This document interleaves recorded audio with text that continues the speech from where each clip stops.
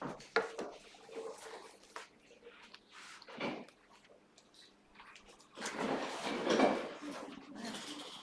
to be told here.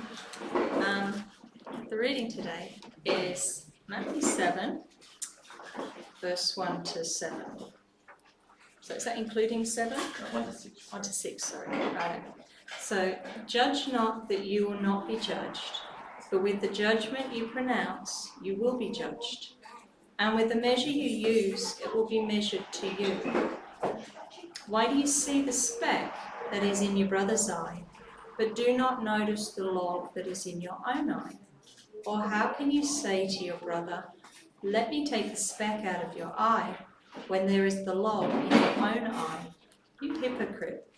First take the log out of your own eye, and then you will see clearly to take the speck out of your brother's eye. Do not give dogs what is holy, and do not throw your pearls before pigs, lest they trample them underfoot and turn to attack you. Thanks, Tanya.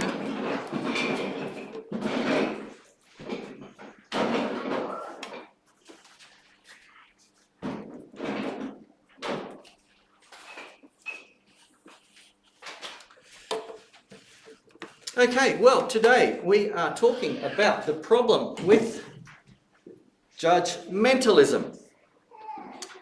In the Sermon on the Mount, these 3 chapters in Matthew, which we've been journeying through, Jesus is calling us to a whole new way of life, a whole new type of religion, if you like. And Jesus challenges the old type of religion. In Matthew 6, he said, it's not about self-seeking, doing things so that you can be seen by other people. He says it's motivated by wanting to love God. In Matthew 5, he said it's a whole new type of religion. It's not about doing what you have to the minimum. It's doing what you can to the maximum. And now there's another glimpse of a whole new type of religion, because Jesus criticizes the old type of religion. And critical to this is the problem of judgmentalism, because in any church, in any religious community, really, there is always the problem of judgmentalism, which is always waiting to rear its head.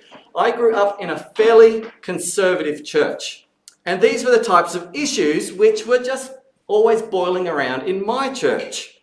I realise for many people in the world today, these issues would sound ridiculous, but this is what they were for us when we were youngsters. Should girls wear earrings? Should girls wear trousers? The girls had lots of rules.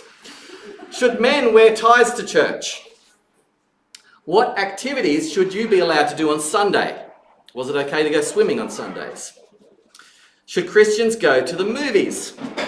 Should Christians have a television? These were the questions which there were differences of opinion on in our church. And in every generation, Christians are called to make judgment calls on the way you should live. This is judgment. Now, judgment isn't wrong in itself. In fact, it's inevitable. You've got to make judgments in life. But I want to make a distinction between making judgments and the problem of judgmentalism. So this is what we've got in this passage. And really, in this passage, we've got 2 warnings from Jesus. The first warning is the problem of being judgmental. And Jesus says, do not judge so that you may not be judged. And Jesus gives the classic example here. Jesus has an amazing way with words. Jesus is such an amazing teacher. All throughout the Sermon on the Mount, Jesus has these such colourful expressions. And this is a classic one, which is so memorable. Why do you see the speck that's in your brother's eye, but you can't see that you've got a log poking out of your own eye? It's classic. A pithy little phrase, once you hear, never forget.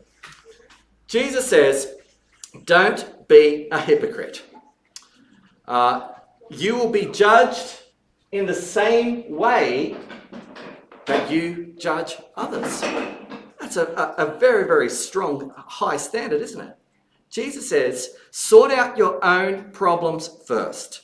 Don't be obsessed with the faults of other people. And then Jesus gives another little warning at the end of the passage. Do not give dogs what is holy, and do not throw your pearls before pigs, lest they trample them underfoot and turn to attack you. Jesus gives a brief little warning here, and in a way it's contrasting about having a lack of discernment. Jesus says, don't give your precious things, your pearls, to people who won't appreciate them, to dogs and pigs. Dogs and pigs back in those days were wild animals which would scavenge the streets and often turn on people. So it's a little bit of a difficult little verse, this one, but most people interpret this to mean that Jesus is saying, don't invest your time in people who at the end of the day have hearts that are so hard that they have turned away from God. Both Jesus and Paul, as we look at their ministry, we see them making decisions at times to turn away from certain groups of people because they've had the opportunity to hear and they've decided not to receive the message of Jesus. Jesus says, in a positive way of expressing this teaching, when you go to a town, look for the person of peace. Look for a man of peace who will receive you and go and live in that house and base your ministry around that house. And don't go from house to house to house to house. Invest in one area where they are receptive to you and let your ministry grow out of there. And for those who don't receive you, Jesus says, shake the dust of your feet off. In other words, move on. So I think that's what Jesus is saying here. Be discerning where you spend your energies for the kingdom. So that's the second warning.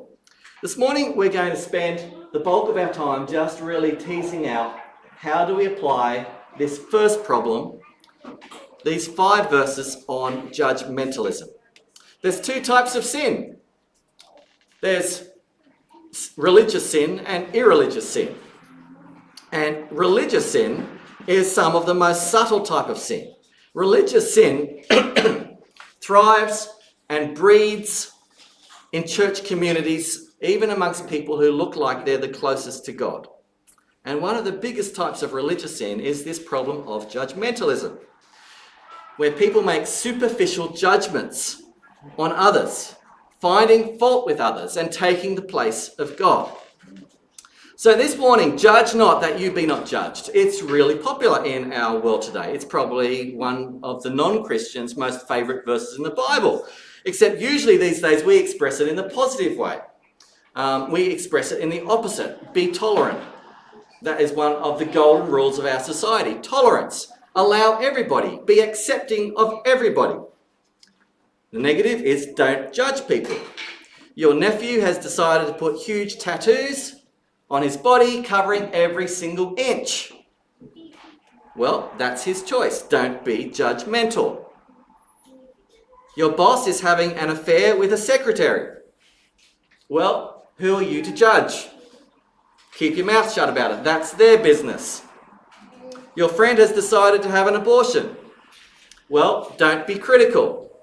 It's their right to decide. Don't be judgmental. That is the golden rule of our society. Be tolerant, don't judge people.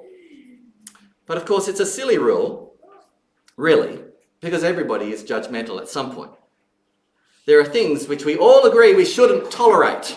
Be tolerant just doesn't cover everything, because we all agree that racism is wrong, I hope. And we're very judgmental in our society of people who are racist, and so we should be, because racism is wrong. We're very judgmental of pedophiles. Why? Because it's an appallingly evil crime. Being tolerant isn't a universal virtue. It's not wrong to judge people. So Jesus is not saying that we should never make any judgments. On the contrary, in other places, Jesus pretty clearly encourages us to be discerning and careful about working out what's right behaviour and what is not right behaviour. But what Jesus is saying is be careful of judgmentalism.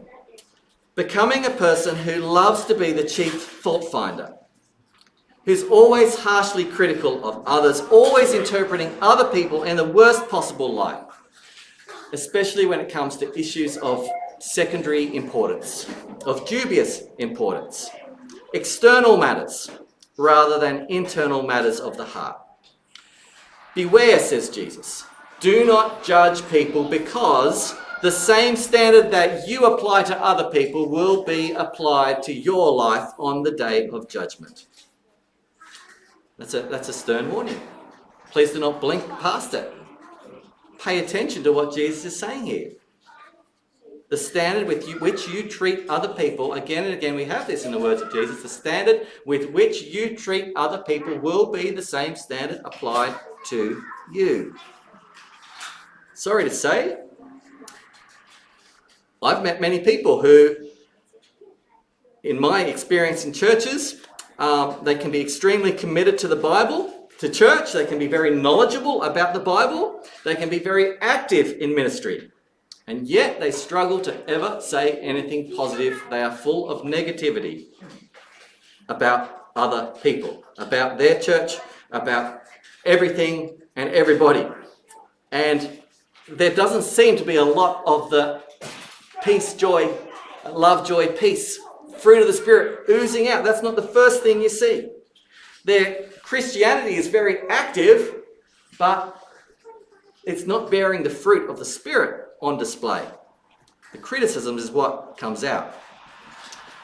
I've met a number of people who I can think of in my life who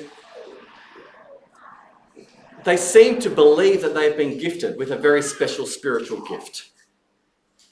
And they might call it the gift of discernment. We might call it the gift of judgmentalism. And they think that they can have a conversation, just one or two quick conversations with a person, and they can just suss that person out. And they can hear what they say, look at what they do, and they know what sort of person they are. That person is unreliable. And they go home and they talk about it with their family at home. You know, that person, that's an unreliable person. That person's a freeloader. That person is lazy. That person is a people pleaser. You know what? This type of person, sometimes they're quite accurate in their judgments. You know, some people do. They can quickly pick up on what sort of a person they are. They read the behaviour. They judge the character. But my warning is this. Very often, this type of person who takes pride in being able to listen and see a person and then make a judgment on what sort of person they really are like, they're not interested in discerning to a deeper level of discernment, which is, why is it that that person comes across in their character as lazy? Why do they come across as a people pleaser? What is the fear underneath? Or what's the unbelief which is creating that character, which manifests in that behaviour? They're not interested in listening to the heart. They've just written them off because of a judgment they've made about their character. And the difference with Jesus is he sees the behaviour, he knows the character, but he knows the heart, and he's interested in the heart. He cares for the person, why they are revealing themselves in that way, and he wants to minister his love to the person. I want to think about a few different types of judgmentalism we can be aware of. Firstly, there's doctrinal differences. Some Christians get obsessed with a few doctrinal issues, and life becomes a crusade to prove other people are wrong. And they land on one or two or three or four of their favourite types of issues to always bring up and to suss out where you stand on this controversial issue. Whether it's what you believe about Jesus teaching about the end of the world, whether it's what Bible version you should be using, whether you should be anti-charismatic or whether you should be pro-charismatic, what's your stance on the age of the earth? Are you a Calvinist? Are you an Arminian? What do you believe about climate change? Is it an invention of the devil, or is it the greatest pressing social need of the day? And with all of these things, there is an intellectual pride which can develop. And I look back in my past, and this is a form of pride which I've had to wrestle with because I'm a teacher, so this is a natural one which I gravitate to. Faith can become a game in proving that you're the smartest. in doctrinal issues, these delightfully controversial issues. Now, I'm not saying that these issues don't matter. It doesn't matter what you believe. No. I would encourage us all to develop convictions on all of these issues. I'm not saying that these issues are unimportant. Develop convictions. Study the Bible and study what different people say. Look at what Paul says. Paul is talking about the same issue, the problem of judgmentalism in Romans chapter 14. And he says, who are you to pass judgment on the servant of another? So don't judge people. It's before his own master. He stands or falls, he will be upheld. For the Lord is able to make him stand. One person esteems one day as better than another, while another esteems all days alike. So in other words, different people have different opinions on the issue of the day then was are special days holy. But look at what he says, end of verse 5. Each one should be fully convinced in his own mind. Develop convictions about what is true. But at the same time, Paul says, listen and learn from other people. Respectfully disagree. Be open to changing your own mind. Far too often, the Christians who are the most vocal about these sorts of controversial issues cannot give an accurate explanation of what others believe or why. So I was brought up in an assembly or a brethren church, and in our church we taught very strongly believers' baptism, that we baptise people after they become Christians, typically not as infants. And I learnt all the verses about why our point of view was right. And so I had great fun at high school trying to convert my Anglican and my Uniting friends. And I thought I did a reasonable job. I got one of them to come to our church, so that wasn't too bad. But you know what? When I got to Bible college, we had to actually study different points of view. And I heard at Bible college something which I'd never heard at church. At church, I'd been well drilled in why I believed, but I never was actually taught why other churches did believe in infant baptism. I never learnt the positive case for their point of view. And these days, I still lean to believers' baptism, as we have it in this church, but these days, it's just less of an issue for me because I have learned that sometimes it's not just a matter that those silly people don't read their Bibles and they don't understand doctrine. Sometimes it's more complex than that. And so what I would say is, before we become super critical of different Christians, their different points of view, make sure you understand why they believe what they believe. Make sure you can express it as well as they can. We all know if 60 Minutes does an expose program on the Anglican Church, just don't believe everything they say. It's going to be well doctored. It's to make the Anglican Church look as negative as possible. We know that if 60 Minutes does their annual show on Hillsong, don't just believe everything they say. Go and have a read of what Hillsong says in defence and just try and get a balanced perspective on it. My experience is, sad to say, very often when I come across on the internet or even hearing other sermons sometimes of different people, when they're doing a Christian takedown of another Christian in a different tribe, it does sound a little bit like a 60 Minutes expose of a church, in that they haven't expressed the other point of view fairly and accurately. So, that's just an encouragement for us. If you're feeling critical of somebody else, give them the decency to read and to understand what they are saying in their self-defense and see it from their point of view first. I think that's very important. Secondly, in cultural and ethical differences, Christians often take a conservative type of position in regards to cultural change. Culture is always changing, and it's changing faster now than ever. Sometimes it changes in an ungodly way. Sometimes It's in a good way. Sometimes it's in a neutral way, but it's always changing. And we need to be discerning, reflecting carefully. How are we to live in our culture today?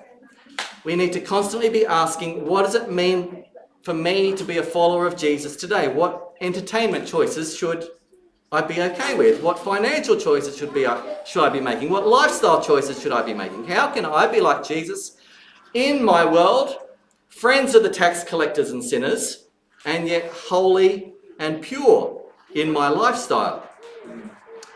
And that may mean that different Christians will make different decisions on what that looks like and how we live as Christians today. And when we mix with different people from different tribes and different countries and different cultures within our one culture, we'll find Christians have different styles of relating.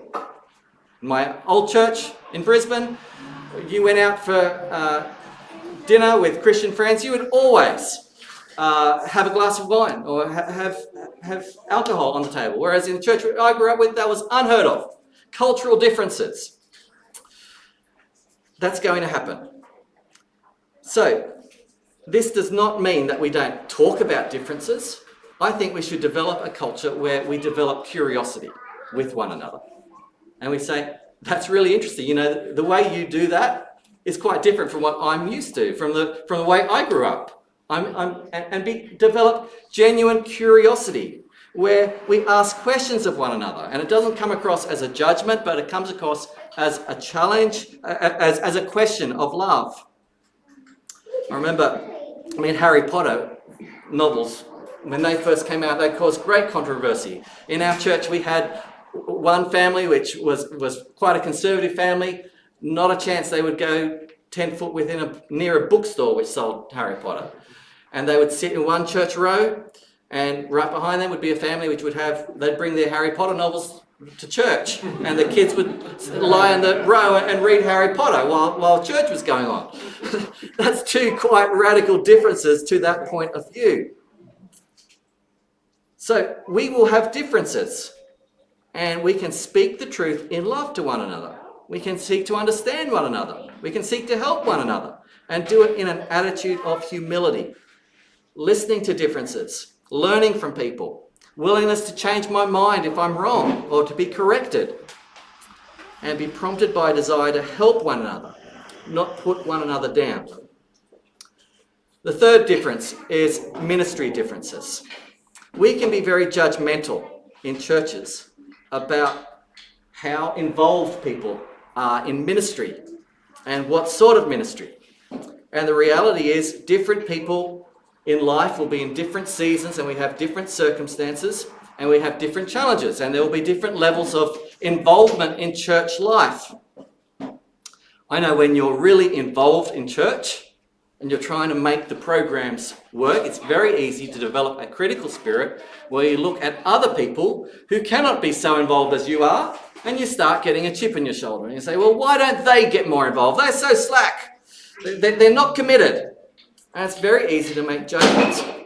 I used to have to go and visit people in their homes in my old church, sort of just pay a visit to people who haven't been along to church for a while. And the idea was to visit them and to coax them to get back to church a little bit more. And I was often surprised that my impressions of people having sat down with them in their lounge room at home and having chatted to them in their own environment, it changed so much. It gave me such an insight into who they really were, as opposed to the very limited picture I got of them in half an hour on Sunday morning around a coffee table. There's so much more to people's lives than meets the eye here on a Sunday morning. And so it's very easy for us to be judgmental of different people in the church congregation. Now, may I say this, in every church, it's our responsibility as a leadership to develop a pathway for Christians to grow. Because Christians just don't drift into spiritual maturity. And church services actually, I think, is quite a passive environment on the whole. We come and we sit and we hope some good stuff sort of gets in, sort of changes us. It's a passive environment.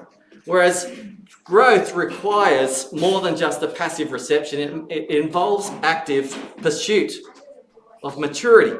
And so every church needs to have an intentional pathway in which we are constantly talking about what we are doing to try to help us grow more. And so that might be join us in a DNA group Tuesday night, or might be come and join us in our community group on Friday when we do meals. And so what we are trying to do when we're doing that, we are inviting people to come and join us. This is the pathway which we have kind of put together, which we're trying to follow to help people to grow in maturity. It's our responsibility to create such a pathway and to invite people regularly into that.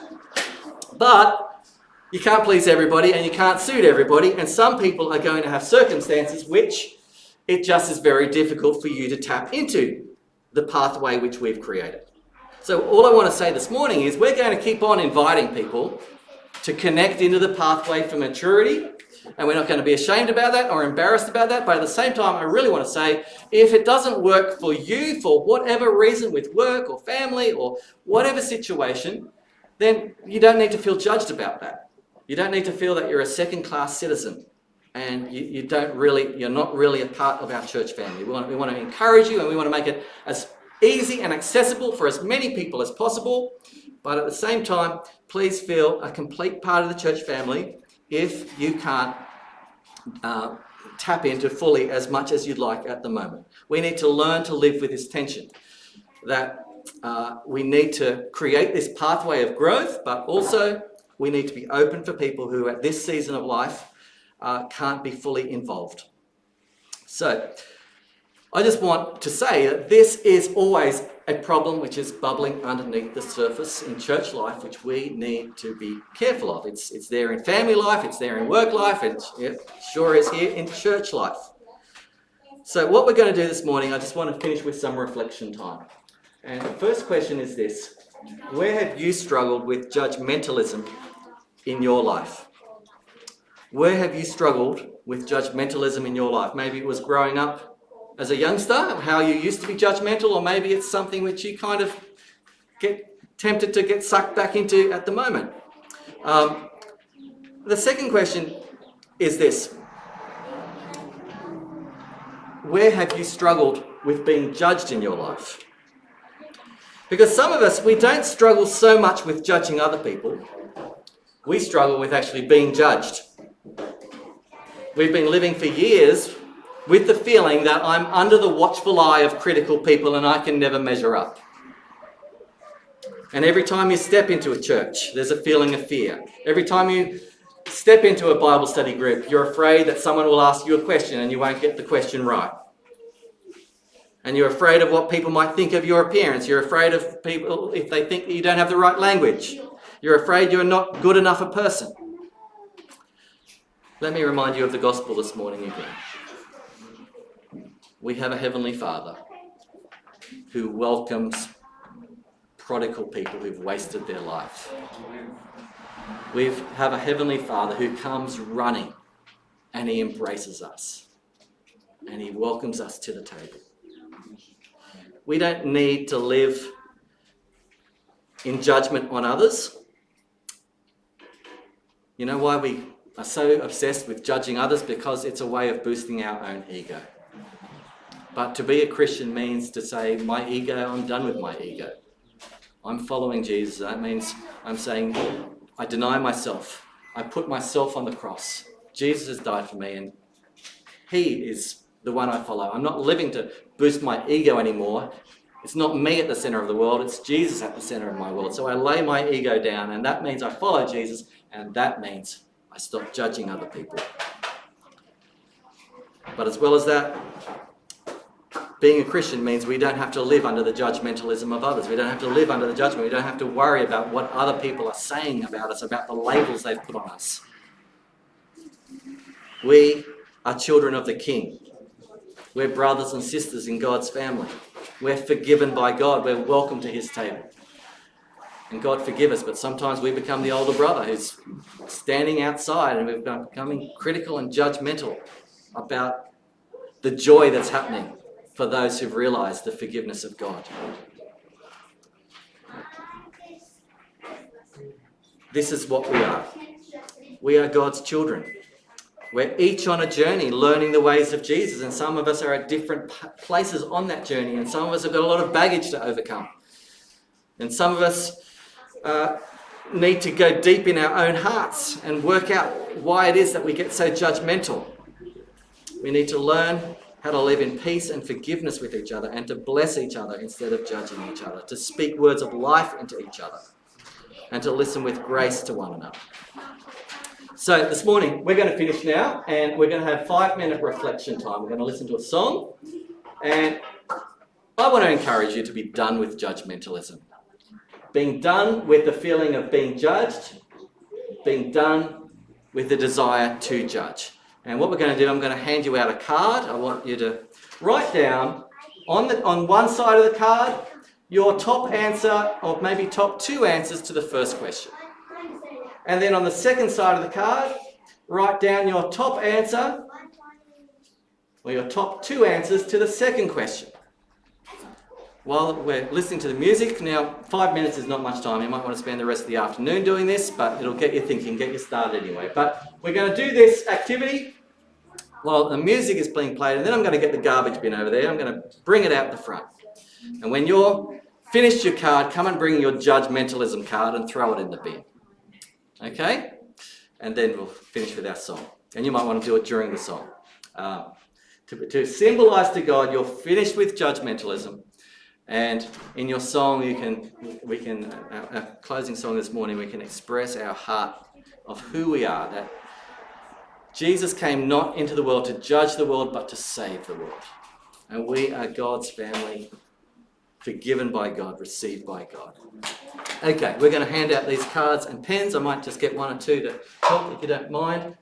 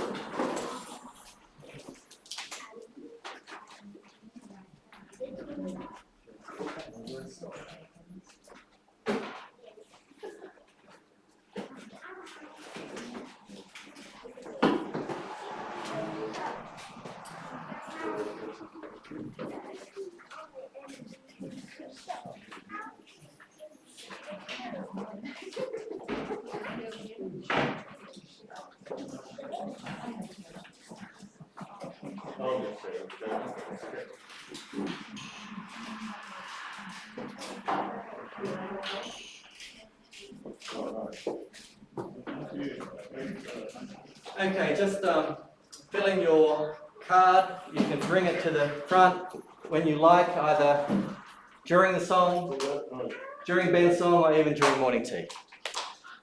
And if you still need a pen or a card, there's more, I think.